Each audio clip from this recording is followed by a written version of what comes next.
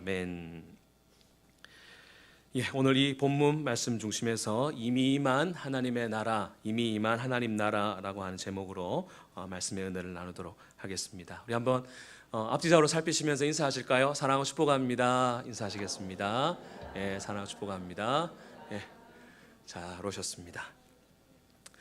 잠시 복습하는 의미에서 우리 지난 시간에 우리 살펴봤던 거 잠시 좀 정리해보고 넘어갔으면 좋겠습니다. 지난 4장 말씀에서 우리 예수님께서 메가톤급 그 풍랑을 말씀으로 잠잠케 하시는 그 모습을 살펴보았습니다. 그리고 말씀에 순종해도 풍랑이 일어납니까? 안 일어납니까? 풍랑이 찾아올 때가 있다라고 하는 거죠. 말씀에 순종했는데도 그런 일이 생겼을 때 어떻게 해야 하는지도 우리가 살펴보았습니다. 첫 번째는 누구를 깨워야 됩니까?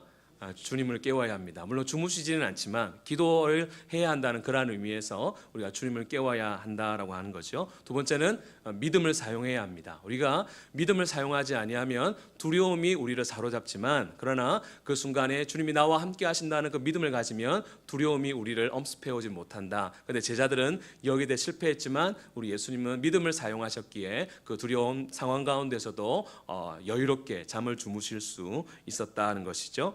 마지막 세 번째로 더 큰 두려움에 사로잡혀야 한다, 그렇게 말했습니다. 세상에 그 풍랑이 우리를 두렵게 할 때 그 두려움을 이길 수 있는 방법은 더 큰 두려움에 사로잡히는 건데, 그것이 무엇이라고 했습니까? 우리 예수님을 경외하는 것, 우리 예수님께서 말씀으로 천지를 지으신 하나님이시다라고 하는 이 사실, 그 경외감을 가질 때 세상 두려움을 이길 수 있다라고 하는 그 사실을 우리가 살펴보았습니다. 이렇게 이제 밤새도록 배를 타고 이 갈릴리 바다를 무사히 건넌 예수님과 제자 일행이 오늘 보니까 거라사인의 지방이라고 하는 곳에 이제 도착을 하게 됩니다. 마태복음에서 이 도시를 가다라 지방, 똑같은 데입니다. 거라사인의 지방, 가다라 지방, 이제 똑같은 장소인데 이곳에 도착을 하게 됩니다. 오늘 본문 20절 나중에 좀 설명을 드리겠지만 20절을 보면 한 지역의 명칭이 나타납니다. 데가볼리라고 하는 이 지역의 명칭이 나타나죠. 데가라고 하는 말은 이제 숫자 10이라고 하는 말입니다. 볼리라고 하는 말은 도시라고 하는 말이죠. 그러니까 이 데가볼리라고 하는 도시가 몇 개의 마을로 이루어졌다는 겁니까? 10개의 마을로 이루어진 데가 바로 데가볼리인데, 바로 그 데가볼리 10개의 도시 중에 한 도시가 오늘 본문에 나타나는 거라사라고 하는 이 도시였다, 이 마을이었다라고 하는 것이고, 그곳에 예수님과 예수님의 일행이 도착을 했다는 것입니다. 근데 여기에 사는 사람들은 유대인들이 아니었습니다. 유대인들이 아니라 이방 사람들. 뭘 보면 알 수 있겠습니까? 그들이 뭘 치고 살았습니까? 돼지를 치고 살았습니다. 유대인들은 돼지 꿈꾸면 좋아할까요? 안 좋아할까요? 유대인들은 별로 안 좋아합니다. 우리는 돼지 꿈꾸면 물론 그러실 분 없지만 복권 사야 되나 뭐 그렇게 생각할 수 있지만, 유대인들은 돼지 꿈꾸면 부정하다, 이제 그렇게 생각을 했죠. 그래서 돼지는 이방인들이 쳤고 실제로 이 지역은 이방 사람들이었습니다. 우리가 마가복음을 보게 되면 예수님께서 귀신을 쫓아내는 사건이 두 번이 딱 나타납니다. 1장에서 처음 나타나는데 유대 땅 가버나움에서 예수님께서 귀신을 쫓아내시는 사건이 첫 번째 사건입니다. 두 번째 사건이 바로 오늘 본문에서 나타나는 거라사 지방에서 예수님께서 귀신을 쫓아내는 사건, 이 두 사건이 나타납니다. 무엇을 의미하겠습니까? 하나님의 나라가 유대 땅에만 임하는 것이 아니라 어느 땅에도 임한다는 거죠.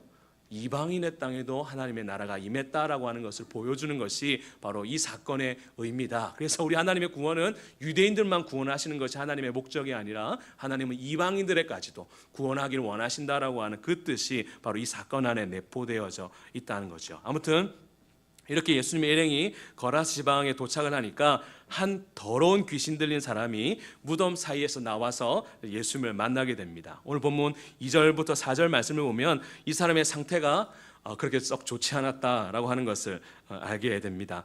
옷도 제대로 입지 않은 채, 다른 본문에 보면 벌거벗은 채로 지냈다, 그렇게 말하고 있습니다. 또 지냈던 곳이 어디였습니까? 무덤과 산에 지내면서 고래고래 소리 지르면서, 뭐라 지르는지 모르겠지만 소리를 지르면서 사람들을 위협했습니다. 그리고 심지어 자신의 몸을 돌로 자해하면서 그렇게 지내왔다라고 하는 겁니다. 그러니까 사람들이 어떻게 하면 이 친구를 한번 통제해 볼까라고 해서 쇠사슬을 가지고 몇 번 통제를 해보려고 했는데 그 안에 귀신의 힘, 그러니까 귀신의 힘 때문에 초인적인 힘이 있었기 때문에 그가 그것을 끊어버리면서 지냈던, 그래서 도저히 이제 사람의 힘으로서는 감당할 수 없을 그러한 지경에 이르렀음을 이제 밝히고 있는 겁니다. 실제로 또 어떤 귀신 들림이나 이런 분들이 있으면 정말로 놀라운 힘들이 있더라고요. 저도 이전에 한번 경험해 봤는데 저희 아내랑 비슷한 또래의 아기 엄마였는데 좀 이런 어려움들이 있었습니다. 그래갖고 저희 부목사들하고 막 여러 명이 달라붙었는데도 이게 감당이 안 되더라고요. 몸을 비틀기 시작하는데 정말 힘들더라고요. 그만큼 귀신의 힘, 그걸 경험하게 되면 초인적으로 그 능력이 나타난다라고 하는데, 바로 그 상황이 바로 오늘 이 광인의 모습이었다라고 하는 겁니다. 그런데 그가 멀리서 예수님이 오는 것을 그가 보고 와서 예수님 앞에 절을 합니다. 먼저 와서 절을 하면서 예수님께 큰 소리로 외치지요. 우리 한번 7절 말씀을 함께 우리 한번 읽어보시겠습니다. 7절입니다. 시작. 큰 소리로 부르짖으되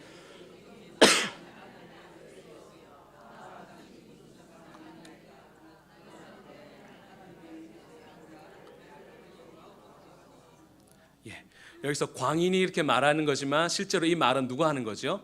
그 안에 있는 귀신이 말하는 겁니다. 귀신이 예수님이 누구란 걸 알고 있죠. 지극히 높으신 하나님의 아들 예수님입니다. 귀신도 예수님이 하나님의 아들이라는 것을 알고 있었습니다. 그런데 그 하는 말이 무엇인가 하면, 나와 상관이 없습니다. 나를 좀 상관하지 마시고, 그냥 나를 간섭하지 마시고, 여기가 내 영역이니까 침범하지 마시고 그냥 조용히 좀 가주십시오. 이렇게 반응을 하는 것이었죠. 그런데 왜 그가 이런 반응을 할까? 예수님께 오자마자 절하면서 나를 상관하지 마십시오, 나를 간섭하지 마십시오, 그렇게 조금 두려워하는 마음으로 그렇게 할까라고 했을 때 8절이 그것을 보여줍니다. 우리 8절 한번 말씀도 함께 읽어보시겠습니다. 이는 예수께서 이미 그에게 이르시기를 더러운 귀신아 그 사람에게서 나오라 하셨습니다. 그가 이렇게 반응하는 이유가 있다라고 하는 거죠. 무엇이었습니까? 그가 왔을 때 예수님께서 그에게 뭐라고 말씀하고 있습니까? 이미 그에게 이르시기를, 이미 그에게 말씀하셨다고 하는 거죠. 뭐라고 말씀하셨는가 보니까 더러운 귀신아 그 사람에게서 나오라, 그렇게 말씀을 하셨습니다. 그러니까 예수님의 그 말씀을 통해서 우리가 지금 배우고 있는 그 하나님 나라가 지금 그 친구에게 어떻게 된 거죠? 임하게 되어졌다. 이미 그게 왔을 때 말씀을 통해서 그 광인의 그 심령 가운데에 하나님의 나라가 임하게 되었다라고 하는 겁니다. 그러니까 그가 괴로워서 나 좀 간섭하지 말아달라고, 그냥 좀 봐달라고 그렇게 간청을 하고 있었던 거죠. 그러니까 오늘 본문에서 8절에서 중요하게 나타나는 단어, 저는 여기서 이미라고 하는 것입니다. 이미 무엇이 임하였습니까? 하나님의 통치, 하나님의 다스림, 하나님의 나라가 무엇을 통해서 임하게 된 겁니까? 이르시되, 말씀을 통해서 바로 그 광인에게 임하게 되었다라고 하는 것입니다. 그러니까 하나님의 나라가 임하니까 누구의 나라가 흔들리기 시작할까요? 그래, 귀신의 나라, 사단의 나라가 흔들리기 시작을 합니다. 그러니까 쇠사슬로도 결박할 수 없었던 사단의 나라가, 귀신의 나라가 예수의 말씀에 결박되기 시작을 한 것이죠. 여러분, 사단이 누굽니까? 우리 흔히 마귀라고 하지 않습니까? 교만해져서 하나님을 대적했던 천사장이 바로 마귀입니다. 귀신은 누굽니까? 죽은 사람이 구천을 떠드는 게 귀신입니까? 그렇지 않습니다. 귀신은 마귀의 졸개입니다. 마귀의 졸개로서 우리를 미혹하기 위해서 보낸 그런 졸개일 뿐이라고 하는 거죠. 그래서 성경은 이 마귀의 특징에 대해서 우리에게 몇 가지로 설명을 하고 있습니다. 본문 두 개를 한번 살펴보겠습니다. 요한복음 8장 44절 우리 말씀을 한번 화면에 나올 텐데요. 이 말씀을 통해서 마귀가 어떤 특징, 어떤 존재인가라고 하는 것 한번 살펴보도록 하겠습니다. 요한복음 8장 44절입니다. 우리 함께 읽습니다. 너희는 너희 아비 마귀에게 났으니 너희 아비의 욕심대로 너희도 행하고자 하느니라. 그는 처음부터 살인한 자요 진리가 그 속에 없으므로 진리에 서지 못하고 거짓을 말할 때마다 제 것으로 말하나니 이는 그가 거짓말쟁이요 거짓의 아비가 되었습니다. 그러니까 특징이 뭐죠? 거짓말쟁이, 거짓의 아비라고 하는 겁니다. 또 우리 요한복음 10장 10절 말씀도 한번 찾아보시겠습니다. 요한복음 10장 10절 말씀입니다. 우리 화면에 나올 겁니다. 요한복음 10장 10절 말씀 같이 읽습니다. 도둑이 오는 것은 도둑질하고 죽이고 멸망시키려는 것뿐이요 내가 온 것은 양으로 생명을 얻게 하고 더 풍성히 얻게 하려 함이라. 예수님은 우리에게 생명을 주시고 풍성하게 하시는 분입니다. 그런데 마귀는 어떻게 한다는 거죠? 도둑놈이라는 거죠. 우리에 있는 풍성한 생명을 빼앗아가는 그러한 짓을 하는 것이 바로 마귀라고 하는 겁니다. 또 귀신은 그 밑에서 똑같이 행한다라고 하는 거죠. 그래서 마귀의 특징이 무엇인가 하면 거짓말쟁이고 욕심쟁이고 또한 도둑질하는 그러한 놈이 바로 마귀다라고 하는 겁니다. 그래서 마귀는 우리에게 있는 영적인 좋은 것, 하나님께 누릴 수 있는 그 영적인 좋은 것을 도둑질한다라고 하는 거죠. 그래서 그 도둑질하기 위해서 우리에게 진리를 말할까요? 거짓을 말할까요? 거짓을 가지고 우리에게 와서 그것을 빼앗아가는 그러한 일을 바로 마귀가 한다는 겁니다. 쉽게 말해 이렇게 말합니다. 우리가 좀 실수하고 죄를 범하면 넌 안 돼. 네가 그래가지고 무슨 목사해. 하지마. 다 때려쳐. 너 같은 인간은 죽어야 돼. 왜 살아? 그렇게 말한다는 겁니다. 그게 누구의 말이라는 겁니까? 마귀의 말이라는 것입니다. 그런데 우리 성령님은 어떻게 하실까요? 우리를 도와주시고 위로해 주시고 우리를 살려주시는, 또 때로 우리를 책망하시지만 우리를 죽이기 위해서 책망하시는 것이 아니라 우리를 세우시기 위해서, 살리시기 위해서 우리에게 책망하시는 분이 바로 우리 성령님. 그래서 그분의 별명이 있죠. 보혜사, 우리를 도와주시는 분, 바로 그분이 바로 우리 성령님이시다라고 하는 것입니다. 그래서 우리가 늘 분별해야 합니다. 내가 실수하고 넘어졌을 때, 때론 내가 하나님 앞에 범죄했을 때 내 마음속에 들리는 그 음성, 넌 안 돼, 넌 쓸모없는 존재야, 넌 필요 없어, 교회 다니면 안 돼 라고 하는 것은 누구의 음성입니까? 아직 확신이 안 드십니까? 누구의 음성입니까? 마귀의 음성, 사단이 주는 거짓말이라고 하는 겁니다. 반대로 그럼에도 나는 너를 사랑한다, 나는 너의 열심 때문에 너를 사랑하는 것이 아니라 너의 있는 모습 그대로 사랑한단다 라고 하는 것은 누구의 음성일까요? 그렇죠. 성령님의 음성, 주님의 음성이다라고 하는 것이죠. 그래서 내가 진정으로 주님의 양이라면 양은 누구의 음성을 듣게 되어 있습니까? 목자의 음성, 목자 대신 예수님의 음성을 듣게 되어 있다라고 하는 것입니다. 그래서 여러분 속으시면 안 됩니다. 마귀는 어떻게든 우리를 죽이려고 하고 우리를 파멸시키려고 하고 주님의 풍성함을 누리지 못하게 만드는 것이 바로 마귀의 책략이고 거짓말이지만, 우리 예수님, 우리 성령님의 음성은 우리를 살리시고 세워주시고 우리에게 생명의 언어를 주시는 분이 바로 우리 성령님이시다라고 하는 그 사실을 우리가 기억을 해야 하는 거죠. 어쨌든 마귀는 그러한 특징을 가지고 있는 것입니다. 그런데 오늘 본문을 보니까 예수님께서 그 귀신에게 명하여서 나오라, 그렇게 명령을 하십니다. 그러니까 이 귀신이 상관하지 마시라고 버티기 시작하죠. 그때 예수님께서 이 귀신에게 이름을 물으십니다. 너의 이름이 무엇이냐? 그렇게 물으니까 9절 말씀 가운데에 내 이름은 뭐라고 말씀하죠? 군대니이다, 그렇게 말합니다. 레기온이라고 하는 말인데 로마 군대로 말하자면 한 6천 명 정도 되는 그 군대 단위를 말합니다. 그러니까 이 군대라고 했을 때 그 한 사람 안에 몇 마리라 그래야 되나요? 귀신이니까 몇 마리가 들어있단 말이죠. 6천 마리, 6천 마리가 들어있었다라고 하는 겁니다. 그렇게 예수님께서 그의 정체를 물으시니까 그의 정체가 예수님 앞에서 드러나게 됩니다. 그러니까 더 이상 내가 이 사람 안에 머물 수 없겠구나라고 이제 그가 판단을 하고 이 귀신, 군대 귀신이 예수님 앞에 청원을 하게 됩니다. 이 거라사 지방에서는 내보내지 말아 주십시오. 대신 저기 돼지떼들이 있는데 돼지떼들에게 우리를 보내주십시오. 그렇게 간청을 하죠. 그랬더니 예수님께서 허락을 하십니다. 그러자 어떤 일이 벌어집니까? 그곳에 바로 이 군대 귀신이 들어가게 됐고 돼지떼들이 미쳐 날뛰면서 비탈을 내리달아서 바다에 빠져서 2천 마리가 되는 그 돼지들이 몰사하게 되는 그러한 사건을 나타나게 보여주고 있습니다. 그러니까 결국 이것입니다. 하나님의 나라가 임하니까 사단의 나라가 어떻게 된다는 거죠? 무너지더라. 하나님의 나라가 임하면, 하나님의 통치가 임하면 반드시 우리의 삶 가운데에, 우리의 환경 가운데에 사단의 나라가 무너지는 그러한 역사가 일어나게 된다라고 하는 것이죠. 이렇게 이제 하나님의 통치, 하나님의 나라를 경험한 이 사람이 어떻게 됐는가? 15절에 그 사람의 상태를 이렇게 말합니다. 예수께서 이르러 그 귀신 들렸던 자, 곧 군대 귀신 짚였던 자가 옷을 입고 정신이 온전하여 앉은 것을 보고 두려워하더라. 그러니까 그를 알았던 사람들이 보면서 이 친구 옛날에 아니랬는데 온전히 옷도 입고 있고 정신이 온전해졌네 하는 것을 놀라는 정도가 아니라 뭐라고 말하고 있죠? 두려워하는, 이게 무슨 일일까라고 하면서 두려워하더라고 하는 것입니다. 바로 그것을 말하고 있는 거죠. 무엇을 말하겠습니까? 하나님의 은혜를 경험하면, 우리가 하나님의 통치를 경험하면 어떻게 될까요? 사람은 바뀔 수밖에 없다는 겁니다. 믿으십니까? 예, 그냥 단순하게 교회 나오는 정도, 성경책 주일 되면 교회 나오는 그 정도가 아니라 우리가 하나님의 통치, 하나님의 다스림을 경험하고 은혜를 경험하게 되면 그 사람의 본질 자체가 바뀌게 되고 주위의 사람들이 저 사람 바뀌었어 라고 알 만큼 그렇게 변화되는 그러한 역사가 일어나게 되는 거죠. 그렇기 때문에 우리가 억지로 누군가에게 술 끊어, 담배 끊어, 물론 그런 말 우리가 해야 합니다. 그러나 그것보다 더 중요한 것이 무엇인가 하면 이 사람에게 하나님의 통치, 하나님의 사랑을 경험하기 위해서 제일 중요한 게 무엇이겠습니까? 예수님 만나게 하는 겁니다.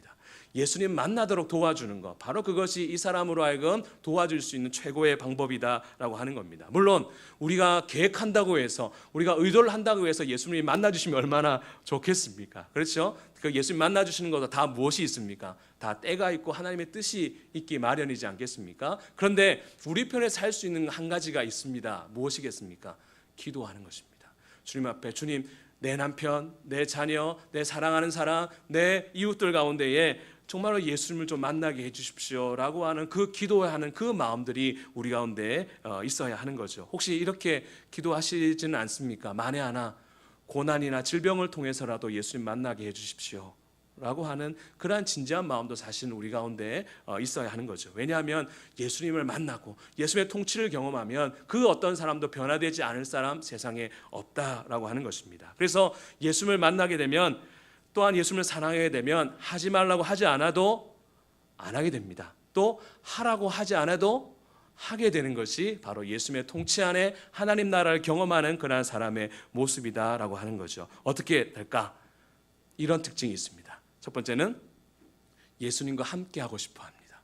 그게 첫 번째 통치를 경험하는 사람의 모습입니다. 두 번째는 예수님이 하라고 하는 대로 순종하고 싶어 하는 그러한 마음이 생기게 된다라고 하는 거죠. 이건 제 말이 아닙니다. 오늘 본문에 나타나는 이 광인의 모습을 보면 알 수 있습니다. 18절 말씀을 보면 이렇게 말하죠. 예수께서 배에 오르실 때에 귀신 들렸던 사람이 뭘 간구하죠? 함께 있기를 간구하더라. 예수님, 저를 좀 데려가 주십시오. 저도 좀 예수님 제자가 되고 싶습니다 라고 하는 그 마음. 그러니까 하나님의 통치를 딱 경험하고 나니까 그가 정신도 온전해졌고 또한 옷 입는 것도 바뀌어졌지만 그것뿐만이 아니라 그 마음속 가운데에 예수님과 함께 하고 싶다, 예수님과 교제하고 싶다, 예수님의 제자가 되고 싶다라고 하는 그 마음이 그에게 찾아왔다라고 하는 겁니다. 그것뿐만이 아닙니다. 19절에 보면 어떻게 될까? 이렇게 말합니다. 19절에 보니까 허락하지 아니하시고, 여러분 허락 안 했다면 여러분 어떨 것 같습니까? 삐치시겠죠, 그렇죠? 아이고 뭐 치아라 이래가지고 나 집에 갈란다 그럴 수 있을 것 같습니다. 그런데 그렇게 했지만 그에게 예수님께서 말씀하십니다. 집으로 돌아가 주께서 내게 어떻게 큰 일을 행하사 너를 불쌍히 여긴 것을 누구에게 알리라 말하고 있습니까? 내 가족에게 알리라. 네가 이렇게 변화된 것, 하나님께 너에게 행하신 것을 누구에게 알리라는 거죠? 네 가족에게 알려라. 그렇게 예수님께서 말씀을 하셨습니다. 그런데 아까 우리가 보았던 20절에 보니까 이렇게 말합니다. 그가 가서 예수께서 자기가 어떻게 큰일 행하셨는지를 어디에 알립니까? 데가볼리. 몇 개 마을이라 그랬죠? 10개 마을. 예수님은 누구한테 가라고 했죠? 가족에게 가라고 했습니다. 그런데 이 친구는 그 감격 때문에 어디까지 다녔죠? 10개 마을을 다니면서 주님께서 나에게 이런 일을 행하셨습니다 라고 간증하면서 다니는 그러한 사람, 광인이었지만 그 광인의 삶에서 증인의 삶으로 바뀌게 되어지는 그 은혜를, 변화를 경험하게 되었다라고 하는 겁니다. 그러면 우리가 이것을 조금 균화법적으로 이렇게 좀 정리해 볼 수 있습니다. 하나님의 통치, 하나님의 은혜, 하나님 나라를 경험하는 사람에게는 세 가지의 변화가 나타난다라고 하는 겁니다. 첫 번째 변화 따라해 보시겠습니다. 온전한 사람이 된다. 어디서부터 시작을 하는가 하면 옷 입는 것부터 시작해서 생각에 이르기까지 우리가 온전하게 바뀐다라고 하는 겁니다. 그래서 여러분, 우리가 예수님의 통치 바깥에 있을 때는 사실 우리의 삶이 무질서할 수 있습니다. 삶이 질서가 없습니다. 또 우선순위가 없습니다. 막 이렇게 내 마음대로 살아갑니다. 그러나 우리가 은혜를 경험하고 우리가 예수님의 통치를 경험하기 시작하면 우리의 삶의 질서가 잡히기 시작합니다. 혼돈됐던 삶이 질서가 잡히는 그러한 삶이로 바뀌게 된다라고 하는 거죠. 그래서 방탕하게 내 마음대로 쾌락을 위해서 쫓아갔던 그 삶 가운데에 질서가 잡히면서 주님을 위한 우선순위의 삶으로 바뀌게 되는데, 바로 이런 것을 성경은 온전하다 그렇게 말하는 거죠. 물론 하루아침에 그렇게 되는 것은 아닙니다. 그러나 하나님의 통치를 경험하다 보면 그렇게 사람이 질서 있는 사람으로 바뀌게 되는데, 바로 이 친구가 바로 그랬다라고 하는 거죠. 옷을 입는 것부터 생각이 이르기까지 온전하게 바뀌게 되어졌다라고 하는 겁니다. 두 번째로 하나님의 통치를 경험한 사람은 예수님과 어떻게 하고 싶어 한다고요? 함께 하고 싶어 하는 그런 마음이 생긴다라고 하는 거죠. 자다 보면 교회가 가고 싶어지고, 말씀이 보고 싶어지고, 기도하고 싶어지는, 별로 상관없는 일처럼 생각이 드십니까? 그렇게 된다라고 하는 겁니다. 세 번째가 무엇이죠? 예수님의 말씀에 순종하고 싶고 예수님을 자랑하고 싶어하는 그러한 마음이 생기게 된다. 바로 이것이 하나님의 통치, 하나님의 은혜를 경험하는 자의 모습이다라고 하는 거죠. 그런 면에서 지금 우리가 이 말씀을 가지고 우리의 현재 상태를 한번 살펴볼 필요가 있습니다. 어떠십니까? 여러분은 예수님과 함께 있으면서 여러분의 생각이나 여러분의 삶의 방식이 조금씩 온전한 방향으로 바뀌고 가고 있습니까? 아니면 젊었을 때, 아가씨 때 내가 잘했는데 지금은 이전보다 좀 못하는 식으로 가고 있으십니까? 그걸 우리가 한번 점검해 봐야 하는 것입니다. 또 예수님과 함께 하고 싶으십니까? 여러분, 교회 오는 목적이 뭐죠? 집에 가기 위해서. 그러시면 안 됩니다. 교회 오고 싶어야 합니다. 말씀이 보고 싶어져야 되고 기도하고 싶어져야 하는 것이 지금 내가 하나님의 통치 안에 있는 자의 모습이다라고 하는 겁니다. 마지막 세 번째가 무엇이었습니까? 예수님의 말씀에 순종하고 싶은, 그래서 그것보다 좀 더 내가 열심을 내고 싶은 그러한 마음이 어떤 사람이라고 하는 거죠? 지금 예수님의 하나님 나라의 통치 안에 들어있는 사람의 모습이다라고 하는 겁니다. 그러나 절망하지 마십시오. 예수님도 그걸 다 아십니다. 우리가 그렇게 매 순간마다 그렇게 하지 못한다는 것을 우리 예수님도 잘 아시죠. 그래서 예수님께서 우리에게 기도를 하나 가르쳐 주셨습니다. 그 기도가 흔히 우리가 무엇이라고 말합니까? 주기도문이라고 그렇게 말합니다. 예수님께서 이렇게 가르쳐 주시죠. 하늘에 계신 우리 아버지여, 이름이 거룩히 여김을 받으시오며, 그 다음에 뭐죠? 나라가 임하시오며. 이때 나라는 어떤 천국이 이 땅에 쭉 임하는 게 아니라 무엇입니까? 하나님의 다스림, 하나님의 통치가 매일의 삶 가운데 매 순간순간마다 나에게 임하게 하여 주옵소서를 언제 기도하라는 겁니까? 매일같이 기억날 때마다 그렇게 구해야지만 우리가 어떻게 살아갈 수 있습니까? 하나님의 다스림 안에서 살아갈 수 있다라고 하는 것. 그래서 우리는 늘 이렇게 하나님 나라를 구하는 것을 지속적으로, 때로는 의지적으로 구해야 될 그런 모습이 있어야 합니다. 왜냐하면 우리가 이것을 멈춰버리면 내가 하나님 나라의 통치를 경험하지 못하는 그 순간 누가 우리를 통치하기 시작할까요? 그렇죠. 사단이 우리를 통치하기 시작한다라고 하는 겁니다. 우리가 흔히 말하듯이 하나님의 나라는 이미 말씀으로 임하였습니다. 영어로 already. 그러나 주님이 다시 오실 그날까지 not yet, 아직 완성되지 않은 그 상태에 있기 때문에 여러 가지 지금 긴장 관계에 사단의 나라와 하나님 나라가 지금 그 상태 안에 있다라고 하는 겁니다. 그런데 우리가 그 하나님 나라의 통치를 받지 않으면 나도 모르는 사이에 사단이 우리를 집어삼키고 우리를 통치하려고 하고 있기 때문이다라고 하는 거죠. 그래서 우리는 매 순간마다 주님을 바라보고 주님의 다스림을 늘 구하는 그런 삶을 살아야 하는 거죠. 그래서 선한 목자의 유희성 목사님 같은 경우에는 24시간 주님을 바라보며 삽시다 그렇게 말합니다. 잠을 자는 순간에도 누구를 바라보자는 거죠? 예수님을 바라보자. 이것을 의식화하는 겁니다. 의식화하면 그걸 저절로 그렇게 우리의 삶 가운데 될 수 있도록 그렇게 하자라고 하는 거죠. 그만큼 하나님의 다스림을 받는 것이 그만큼 중요하다라고 하는 것입니다. 그런데 오늘 본문에 보면 굉장히 눈에 띄는 한 사람들이 나타납니다. 어떤 사람들인가 보면 거라사 지방의 사람들입니다. 그 현장을 목회가 몇몇 사람들이 마을로 내려가서 일어났던 일들을 알려줍니다. 그랬더니 마을 사람들이 우르르 몰려듭니다. 이거 어떻게 된 일이야? 올라와서 딱 보니까 그들의 눈앞에 어떤 일이 벌어지고 있었습니까?